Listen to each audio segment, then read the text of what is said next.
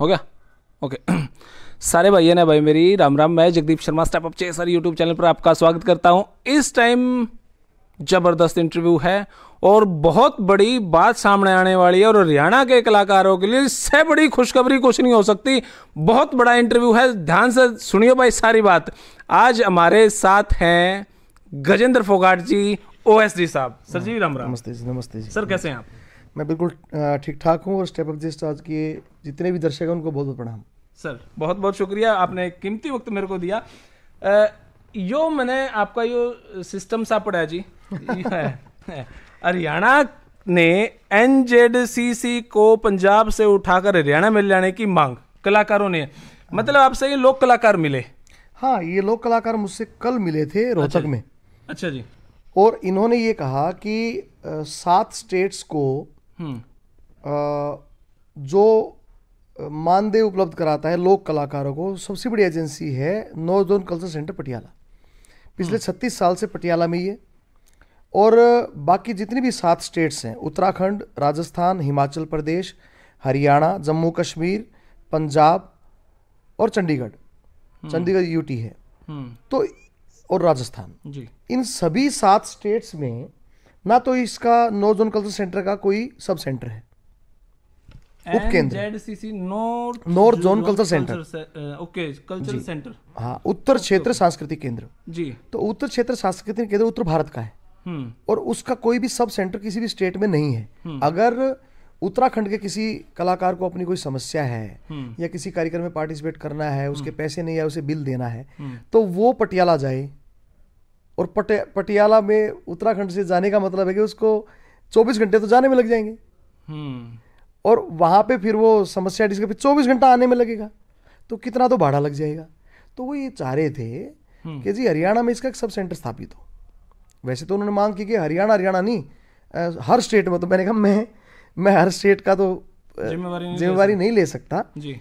लेकिन हरियाणा स्टेट में, क्योंकि हम आर्टिस्ट हैं, हरियाणा कला परिषद में भी मैं पदाधिकारी हूँ जी, तो मैं सीएम सर से मिलके और रिक्वेस्ट आपकी जो है ना उन तक पहुँचा सकता हूँ जी। तो ऐसा मैंने उनसे कहा, तो उन्होंने कहा जी आप हमारी रिक्वेस्ट पहुँचाओ, हमारी आवाज़ पहुँचाओ और हमारे वकील बन के यह बात कहो जी। तो ये बात मैंने उनकी ये रख ली थी। तो कुछ मीडिया के लोग भी आए हुए थे, तो आपने अखबारों के माध्यम से पढ़ा भी होगा जी। और उन लोक कलाकारों ने भी संबंधित मीडिया पर्सन्स को बताया कि आज हम गजेंद्र फोगाट से मिले थे और हमने ये मांग रखी है। तो मांग उनकी वाजिब है। जब पंजाब में ये 36 साल से है। हाँ, मेरा यही प्रश्न था जी कि यो एनजेडसीसी सिस्टम क्या है? आप 36 साल आप बता रहे हैं, 36 साल से ही वहां पे क्या वहीं का ये हेड है सब कुछ? हमारे राज्यों में नहीं आ सकता? 7 राज्यों के आपने नाम बताए। एक कड़वी सी बात यह भी है, आप हरियाणा में ले आए तो यह तो मोनोपोली होगी ना, अभी हरियाणा में रह जाओगी। मैं ये नहीं कह रहा कि मैं इसको हरियाणा में स्थापित करवाना चाह रहा हूँ जी। हम तो ये चाह रहे हैं और राज्यों में भी तो इसका थोड़ा सा वो होना चाहिए ना। मैं ये कह रहा हूँ 3-3 साल सब में कर दो। 3 साल जम्मू कश्मीर चला जा, 3 साल हरियाणा चला जा, 3 साल पंजाब रह जा। सबका विकास, हमें क्या दिक्कत है? सबका साथ एग्री हो इन बातों से? क्यों नहीं है, रोटेशन में कर दो। अगर मेरा सिर्फ कहने का है कि अगर 7 स्टेट का ये एक हेड है, ऑफिस है, और एक स्टेट छोड़कर बाकी स्टेट के कलाकार जो है ना वो तंग हैं, परेशान हैं। तंग का मतलब क्या है इसका कि भाई सिर्फ आने जाने की ही तंगी है या जो आने जाने के अलावा तंगियां ये हैं कि पंजाब के जो कलाकार हैं उनके तो ग्रेडेशन भी हो रखे हैं वहाँ, और वो लोग 10-10 लाख 8-8 लाख रुपए शो के ले रहे हैं एनजेडसीसी से। ओके।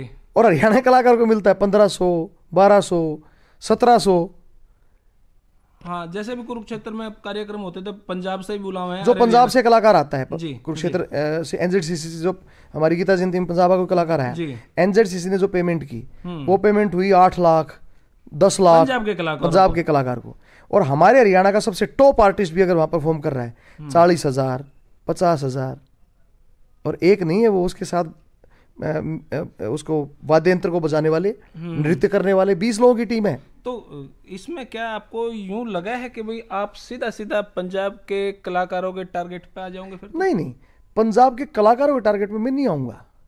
पंजाब का कलाकार का कोई नुकसान मैं नहीं चाह रहा। मैं तो कह रहा हूं तुमने 36 साल अपने पास रखा और किसी स्टेट में कलाकार की ग्रेडिंग नहीं हुई, बेचारे की, गरीब कलाकार गरीब ही रह रहा है।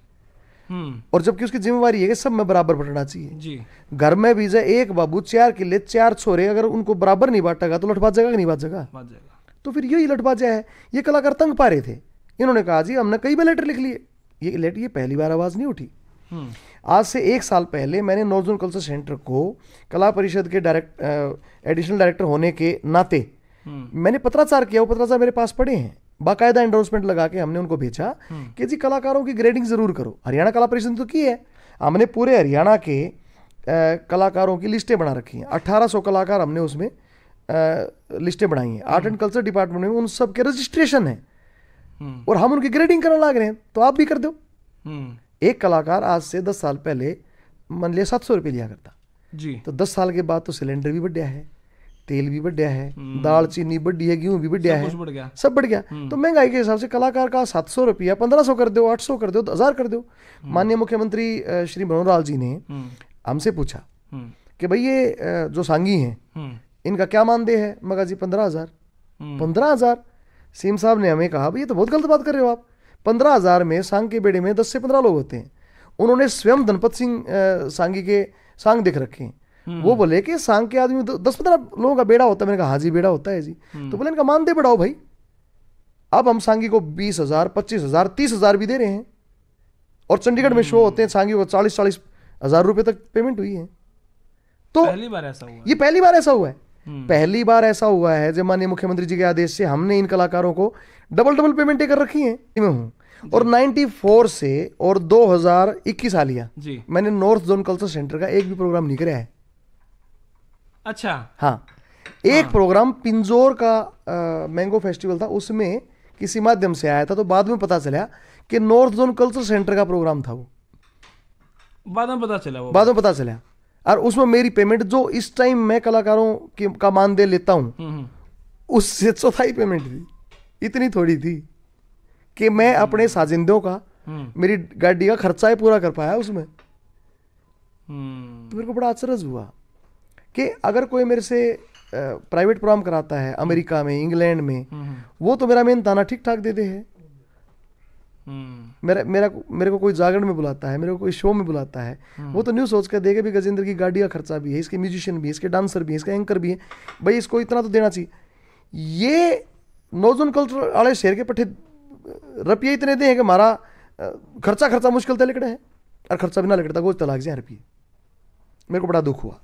मैंने आवाज़ उठाई जी, मैंने आवाज़ उठाई तो मैंने न्यूज़ सुनने मिला। जब मैंने उनसे फोन कराया मगा जी तो कुछ भी रुपये को न्यू बोला भाई यो ही लेवल है थारा यो ही लेवल। ये मेरे को कड़वी बात सुनने को मिली।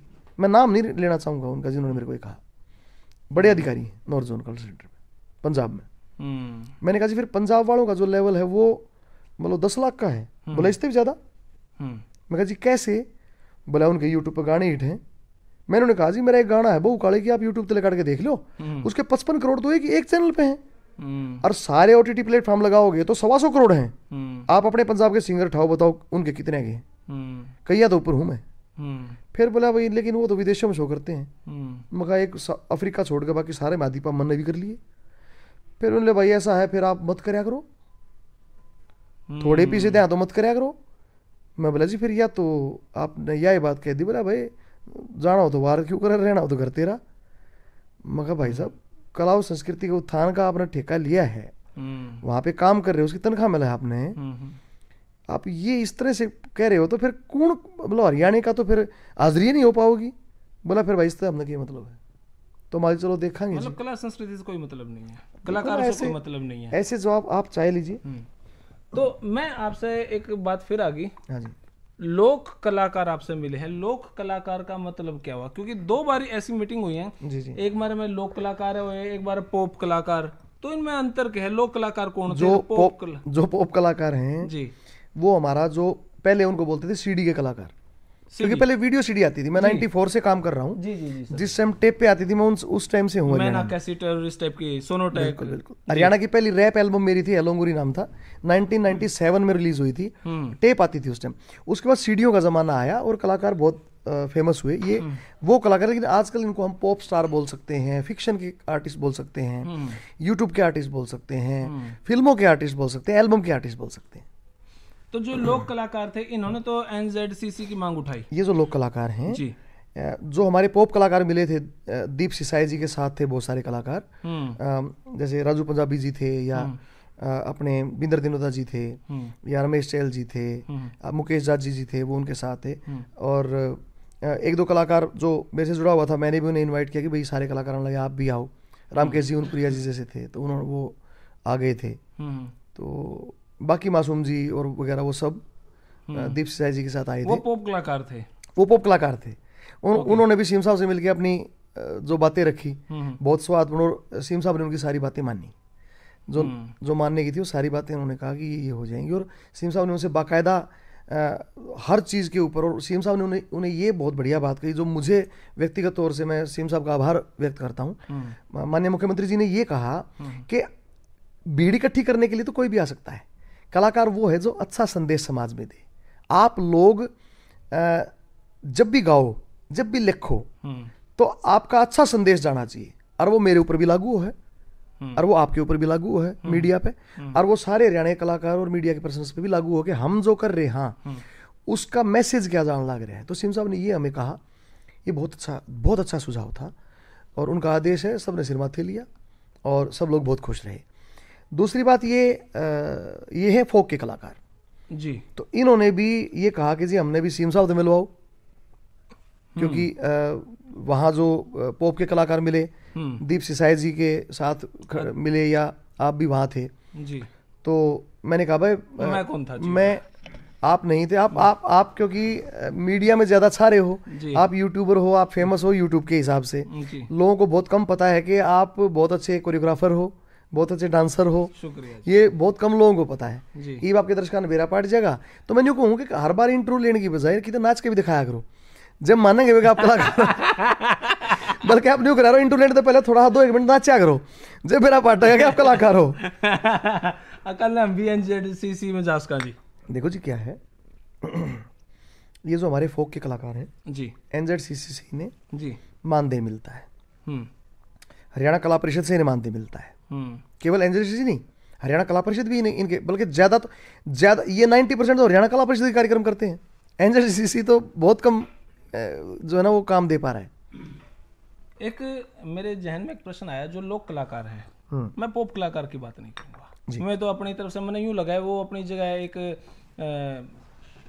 फाइनेंशियली स्ट्रॉन्ग है, मैंने कहीं ऐसा लगा है लोक कलाकार से अच्छी स्थिति में, अच्छी स्ट्रॉन्ग है। जो लोक कलाकार हैं, संगी हैं, रागणी गाँव हैं, क्या ऐसा विचार आया है कि उनकी भी कुछ पिल्सन सुविधा बना दे? वहाँ ये सांग हैं, उनके कई बार गोड्डे खत्म हो जाते। स्वयं हमारे सीएम साहब ने लोक कलाकारों के लिए एक स्ट्रॉन्ग नीति बनाने के लिए आदेश कर रखे हैं। और ये मान लो कभी फाइनल कति न्यू मान लो रेकान्य पे है, जो लोक कलाकार है ना, उन खातर जो उनके भले खातर जितने काम हो सके, वो उस नीति जो बनाई है उसमें बहुत अच्छी बात है। बहुत जल्द जो है इनकी न्यू मान लो बिना कहीं बहुत सारी बातों सीएम साहब ने उसमें लिखवा दी कि भाई ये भी तो इनके भले के लिए होना चाहिए, ये भी तो इसलिए ये पहली बार होगा, हरियाणा के इतिहास में पहली बार होगा जो मुख्यमंत्री जी के नेतृत्व में लोक कलाकारों के लिए इतने डिसीजन लिए जाएंगे। बहुत जल्द आपके सामने होगा। अच्छा, एनजेडसीसी से क्या लगा है कि भाई जिनकी 40 लाख रुपए पैसे मिला कर दे, जिन्होंने 40,000 रुपये पीछे मिला कर दे, क्या उनका लेवल अब बराबर आ जाएगा? दोबारा पूछो। जिनके 40 लाख रुपए मिला करते और जिन्होंने 40,000 रुपये मिला करते, लाख और हजार, क्या उनका लेवल अब इस माध्यम से क्या बराबर आ जाएगा? चलो 40 लाख तो किसी ना मिले पर नहीं है, 10 लाख 12 लाख मतलब जो भी वो ऊपर नीचे स्थिति थी वह बराबर हो जाएगी। देखो जी क्या होता है कि कलाकार के लिए ना जी माँ सरस्वती के साथ साथ माँ लक्ष्मी का आशीर्वाद भी बहुत जरूरी है।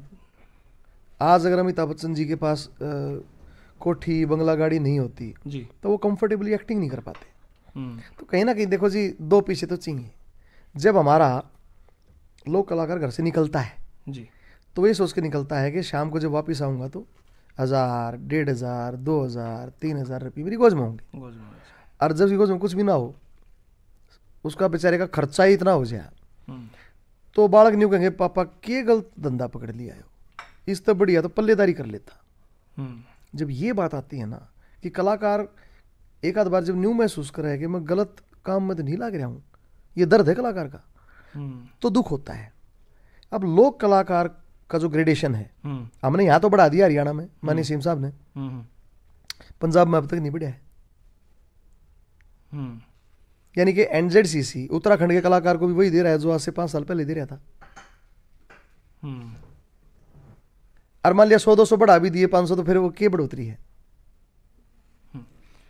मेरे पास एक बात और फिर दिमाग में आ गई। जी, जहां तक मेरी जानकारी है, आप बताओ दुरुस्त है कि नहीं, पहली बार इतिहास में ऐसा होया कि एक OSD एक हरियाणा का कलाकार है, पहली बार। मैंने यूँ लगा माननीय सीएम साहब का आशीर्वाद है कि उन्होंने एक छोटे से कला, मैं तो कलाकार भी बहुत छोटा हूँ, और मेरी औकात नहीं है कि मैं ये कह सकूँ कि मैं कलाकार हूँ। नहीं सर, मैं आपको एक बात बताऊंगा।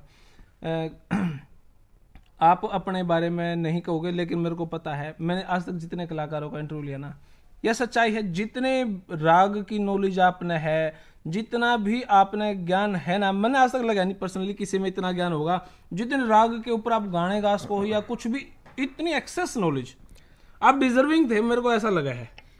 आपको आज वो पद भी मिला है। क्या मैं ये मान के चलूं, अब हरियाणा का कलाकार उठेगा, खुश होगा, और इस कलाकारी में अब और दिन रात मेहनत करेगा?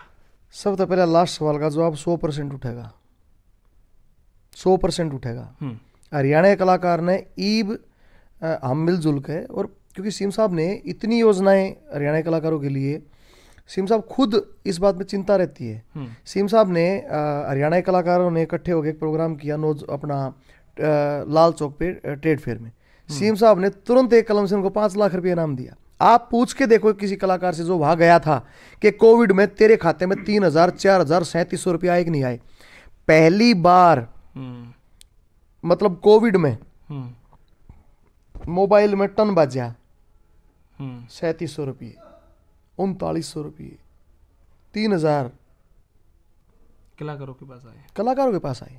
आप पूछ के देखो किसी कलाकार इंटरव्यू जो हमारे वहाँ गए थे, मान लिया महावीर गुड्डू जी हैं, और जितने भी आर्टिस्ट वहाँ गए थे, लोक कलाकार थे, गायक थे, तो उनसे पूछ के देखो आप। हमारे लिए ना गजेंद्र फोगाट से मिलना बड़ा आसान होता था जब हम रोहतक में थे। आप जी किसी भी टाइम आपके घर भी छड़दम उतरा रहा था, कोई दिक्कत नहीं है ना। लेकिन आज हमने गजेंद्र फोगाट साहब से मिलना है तो यूं हो जाए भाई,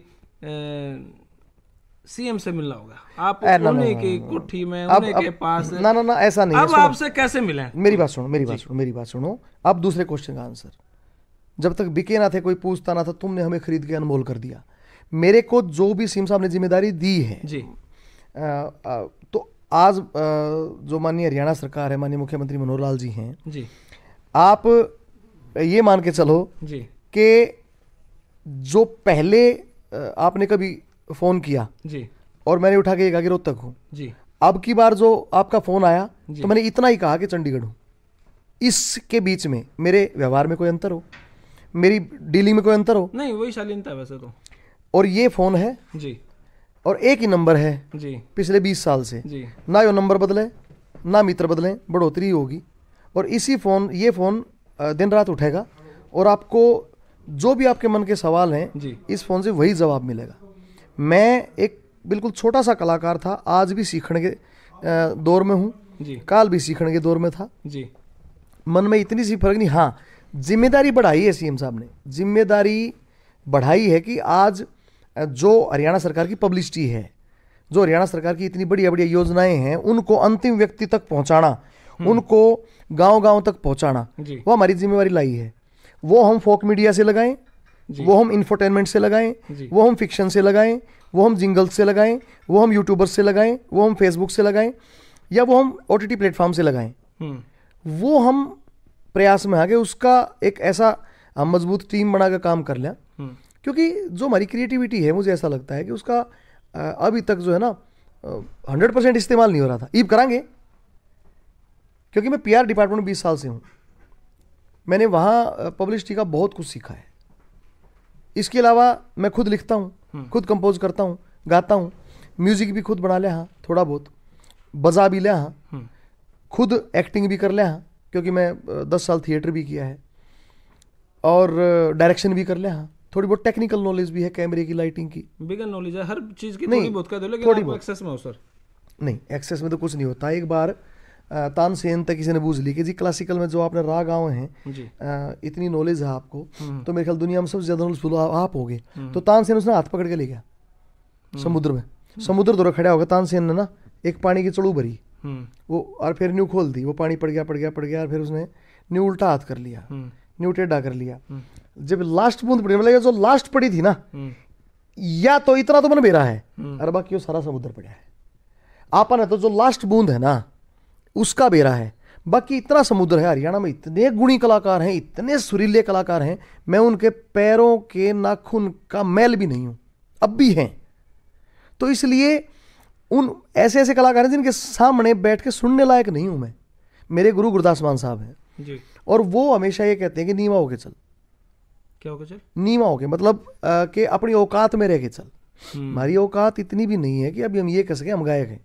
इतने बढ़िया बढ़िया गायक, पंडित जसराज अपने हरियाणा से हैं, कोई उनका कोई मुकाबला कर सके है? क्लासिकल गायन के बड़े बादशाह वो हमारे करनाल डिस्ट्रिक्ट के पद्मश्री, पद्म विभूषण। अब ये जिन कलाकारों को आम आदमी नहीं जानता जी, कितने बढ़िया बढ़िया कलाकार, वैसे आज हमारे पॉप कलाकार हैं, हम सुना हाँ, मासूम शर्मा है, गुलजार शनिवाड़ा है। अरे क्या बात है इन कलाकारों की, गजब है, क्या कमाल है, सुपर कलाकार हैं। लेकिन जो संगी हैं जी, उनको हम कैसे जानेंगे?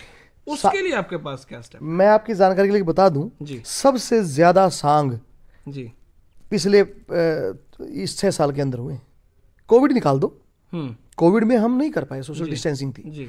कोविड से पहले का जितना ये 5 साल का है, पिछले 10 साल के सांग ठालाओ और इन 5 साल के ठालाओ, हमारे डबल है। अभी गजेंद्र जी यहाँ पे इतने बड़े पद पे हैं, अब क्या होगा? ऐसा पहली बात तो आप बड़े पद पे बिल्कुल मत कहो। मैं कार्यकर्ता था, हूं और रहूंगा। मैं कला के लिए, कलाकार के लिए, प्रचार के लिए, मैं तो प्रचारी हूं बेसिकली तो, और वो कभी से हूं। जब मैं छोटा था, मैंने एक मीठी गोली मिल जाया करती, सारे गांव ने बता दिया यार था मेरे तो मीठी गोली है, दूं को ना, पेट में चढ़ के मुंह में लिया करता, सारे नीचे खड़े भागते लगाए जाया करते। यो प्रचारी होता है। मैं बचपन से प्रचारी था। जेठ मेरा 10 पट रहा से ये गाना आया ना, तो मैं थाली बजा गाऊं था अपनी छात पर खड़ा हो गया। मेरी बुआ ने बोली भाई यो पक्का प्रचारी बनेगा। मेरी बुआ ये भी कहा, मेरी बुआ बड़ी वृद्ध है। एक बात और दिमाग में आ गई मेरे, हरियाणा में मान लो 100 कलाकार हैं, वैसे तो सैकड़ों की संख्या में 100 मान लेते हैं। जी जी, आप भी कलाकार हो जी। कहीं ना कहीं जब 5-50 किसी एक फील्ड में हो जावे तो एक दूसरे से कटन लग जाए, ग्रुपिज्म हो जावे, हो जाता है, हो जाता है। जो कुछ विपक्ष में आपके बैठे हैं, मान कर चला 5-10 कलाकार हैं जो आपको शायद नहीं सुहाते या उनको आप नहीं सुहाते, जो भी है, अगर उन्होंने काम पड़ जावे तो क्या वो आगे किसी सरकार की वेट करे? गजेंद्र जी के पास वो आस्क है। कड़वी सी बात है सर। बिना झिझक जी, बिना झिझक जी, पॉजिटिव काम है, कलाकारी का काम है, पब्लिसिटी का काम है। बिना झिझक आओ और न्यू बताओ भाई हमने सही होकर हम इतना बढ़िया। मैं तो न्यू कहता हूँ कोई भी कलाकार जो आपने विपक्ष का नाम लिया, वो गजेंद्र जी का एक एहसान होगा? ना ना ना, मैं एहसान की मैं मारा दिया है और कुछ नहीं। मैं पैदा हुआ तब मेरे पैरों में चप्पल तक नहीं थी, आज मैं जूते पहन रहा हूँ, ये सब सोसाइटी का दिया हुआ। क्योंकि कई बार यूं है ना, विपक्ष के जो कलाकार हैं, हम यू ही मानना कि विपक्ष के ही हैं वो। कुछ कलाकार ऐसे होंगे यार हमारे हाथ में है तो को नहीं, हम फिल्म इंडस्ट्री खातर नू कर देंगे, लेकिन बैठा वो गजेंद्र हमारे खातर करे को नहीं। जब ये बुलाने आऊंगे तो फिर मैं ये कहता हूँ जी, वो कलाकार क्रिएटिव काम करो, मैं साथ खड़ा हूं।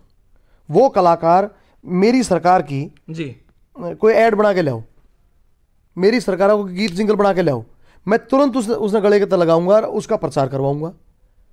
मतलब मैं ये कह रहा हूं कि समाज के लिए अगर वो काम करें, जरूरी थोड़ी ना वो तो समाज के लिए हरियाणा साहब के लिए काम करें। हरियाणा कला परिषद में जी हम आपको लिस्ट दे सकते हैं जितने सांगी हैं, जितने गायक हैं, रागड़ियां आपके लिए बना है नहीं बनती, जो भी कोई भी सबको काम मिला है, बराबर मिला है।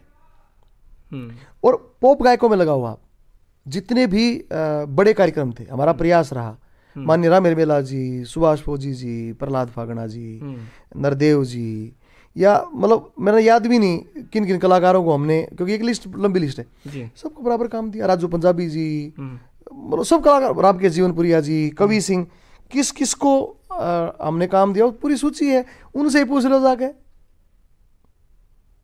जी। तो अच्छा फिल्म इंडस्ट्री भी आ रही है सुना है? क्या गजब प्रोजेक्ट है, आप सोच के हैरान रह जाओगे। 100 एकड़ भूमि तो गुड़गांव में चिन्हित कर दी सीएम साहब ने। माननीय सीएम साहब ने, मैं एक बात फिर आ जाऊँ मेरे, आप गुड़गांव में करो या चंडीगढ़ साइड करो, हरियाणा के बीच में जो जींद है वहां क्यों नहीं होते ये काम? वहां पे हम अगर कुछ बना दें तो वो जगह भी डेवलप होगी, सबके लिए पास है, सबके लिए। जींद में तो चोई बंसीलाल के टाइम में राजधानी बनाओ थे। तो आप अपने बड़े बुजुर्ग पूछो क्यों ना बनाई? इसका कारण क्या, मुझे तो नहीं पता, लेकिन जींद में पहली बार, आप रोहतक से हैं, रोहतक के डेवलपमेंट कर देंगे, रोहतक में सब कुछ ले आ दोगे, हमारा जींद में पहली बार जी 2 यूनिवर्सिटियां स्थापित होने लगी। मतलब एक यूनिवर्सिटी तो खैर, कलाकारों की बात करें सर हम, भाई साहब जींद में जो ओपन एयर थिएटर है वहां पे हमारे कलाकारों ने कोविड में भी कार्यक्रम करे हैं, उससे इंटरनेट से, फेसबुक से।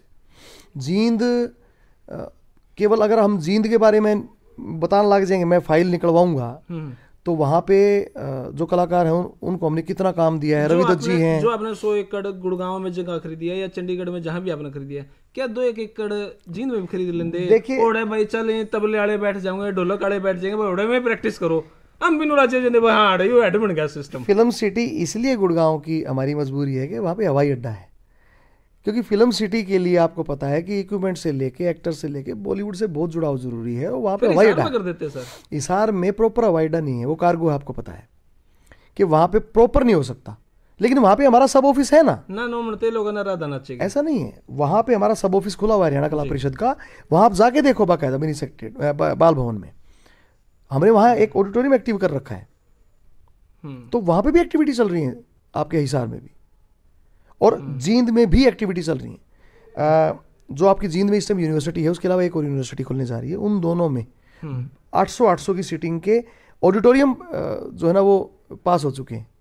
बहुत जल्द देखना आप, हम वहाँ भी कार्यक्रम कराएंगे, हम वहाँ भी शोज कराएंगे, और वहाँ पे भी हमारा प्रयास है कि एक्टिंग के कोर्स लेके आए जींद में। हाँ, आप जींद के हो तो जींद के पास पड़ रहे हो, ईब कोई पानीपत का आ गया तो पानीपत के पास पड़ेगा। मेरी समस्या ये है, हार्ट ऑफ हरियाणा ना सर, हर आदमी के लिए बिल्कुल सबसे पास है। ईब नहीं बताओ जी, जींद आपके लिए हर्ट ऑफ हरियाणा इसलिए कि आप जींद में पैदा हुए हो। नहीं सर, वो आप मानते हो? जीके का क्वेश्चन है सर ये। एक यूट्यूबर मान लिया नारनौल आ गया, वो नहीं नारनौल हर्ट ऑफ हरियाणा है। नहीं, एक बात बताऊं जी, हरियाणा के पूरे बीच में जींद है सर। जीके का क्वेश्चन है, देखो which district of hurt of Haryana? Jind. आप किसी नारनौल के हिसार के तो बुझो हमारा हर्ट ऑफ हरियाणा। मैं तो कहता हूं कि सारे डिस्ट्रिक्ट अपने हर्ट ऑफ हरियाणा है। वासुदेव कुटुंबकम, the world is a global village.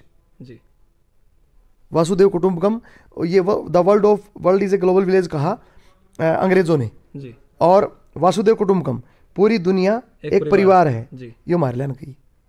तो पूरी दुनिया एक परिवार कहनी है, आदमी कितने जींद कितना हरियाणा आ गया। तो ये एनजेडसीसी कब उठ का आ जाओगा जी? नहीं, ये तो एक बहुत बड़ा यक्ष प्रश्न है, पर ये है कि इसके साल भाई इसके सब सेंटर खुलने चाहिए हर स्टेट में जी, हर स्टेट में एक सब सेंटर तो हो, एक अधिकारी तो बैठे हो। हरियाणा का बच्चा मान लिया, चलो आपके जींद में खुलवा दिया, आपके जींद में एनजेडसीसी का एक मैं प्रयास करूंगा कि आपका वो जो हरियाणा में जो सब सेंटर एनजेडसीसी का खोलना हो तो जींद में खुलवाओ। और बोलो, मैं इंटरव्यू के बाद आपको कहूंगा नहीं कि सर मैंने बड़ा चेयरमैन बना दियो। सब सेंटर, बड़ी मशहूर बात हो रही है सर आजकल हरियाणा में।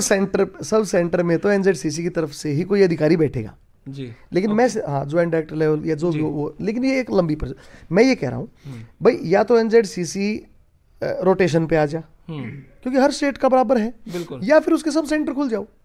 हाँ बिल्कुल सही बात भाई, अकेला पंजाब में सारा फायदा क्यों उठाने लग रहा है? कलाकारों को, सारी स्टेटों को फायदा दो, बस यो लड़ाई है हमारी। तो चलो बस, तो मैं चाहूंगा कि एक कोई एक गीत, कोई एक हरियाणवी कुछ स्पेशल आने दो, अगर, क्योंकि सारा दिन बोलो हो, गला बिल्कुल खत्म हो चुका, फिर भी मैं एक उम्मीद रखूं कि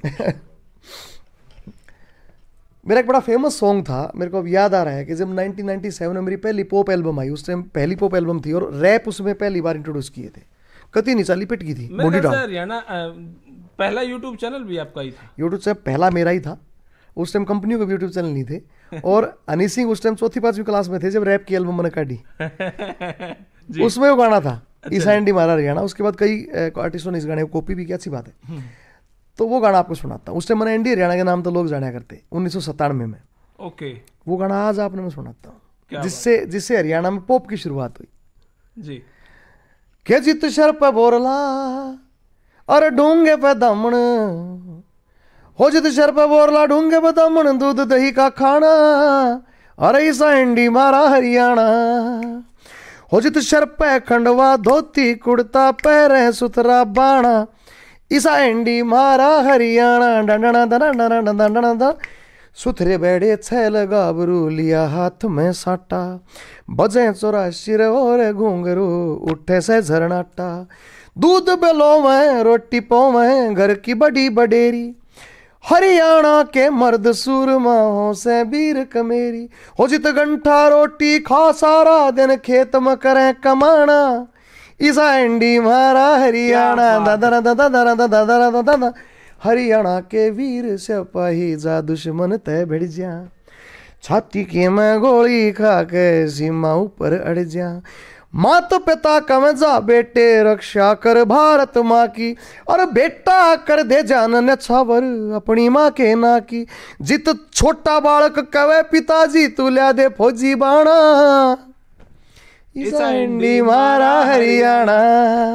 तो ये बड़ा पुराना गीत था और ये मुझे अब याद आ रहा है। एक मेरा बड़ा और पुराना गीत था, राजेश मान ने लिखा था जी कि प्रेम और प्यार निभाने का, मेहनत करके खाने का।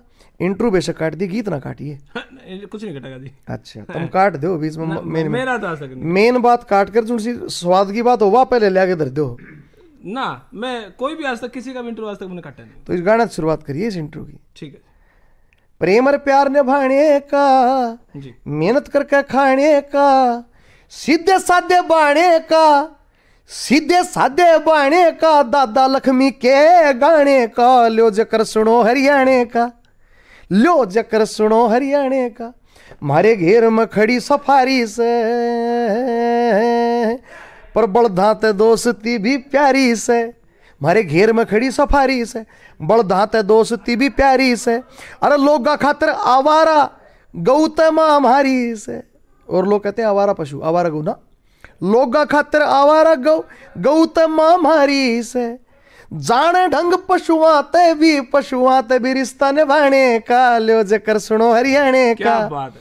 मारे दिल में कोई अलसाकू कहा गया था, सच्ची होरी जो भी बता गया था, अरे ना गाया जा ईसा जो लक्ष्मी गा गया था, अरे मानत नहीं सा ढंग कड़े, ढंगियो लखड़े गाने का, लो जगर सुनो हरियाणे का। लेट हो गए पर अच्छा लगा। एक बात और बता दो, आप रोहतक रहा करते हैं। हाँ जी, हाँ जी। और सारा दिन परिवार के साथ भी सुबह आराम से आना और शाम को घर पे, आप परिवार को समय कैसे दो? चंडीगढ़ सीएम ऑफिस में आप रोज नहीं जी, मतलब मेरी ड्यूटी चंडीगढ़ की है जी, तो बहुत अच्छा भी लग रहा है जी। बेसिकली क्या होता है कि मैं नहीं सोचू था चंडीगढ़ आ गया, चंडीगढ़ ड्यूटी लग गई, क्यों करके बनेगी। 2 ही दिन हुए थे, मेरे दिमाग में एक बात आई, अब फौजी के सोचते होंगे, वो तो कोई लद्दाख में, कोई लेह में, कोई चीन के बॉर्डर पे। मेरा एक खुद छोटा भाई लखन माजरा गांव से दीपक, वो फोन करता है मुझे कि था भाई बालटाल हूं भाई साहब, ये आवाज सी किसी आ रही भाई साहब, गोली चल रही है पाकिस्तान की तरफ से, गोली आ रही। अरे भाई गोली कैसे चल रही है, ये तो सीज फायर है ना भाई साहब, पाकिस्तान सीज फायर ना करता कभी भी, 12 मार्च गोली चल रहा है।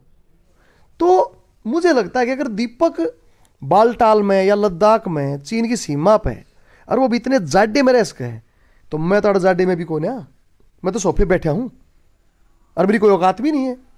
वे तो टेस्ट पास करके जा रहे हैं।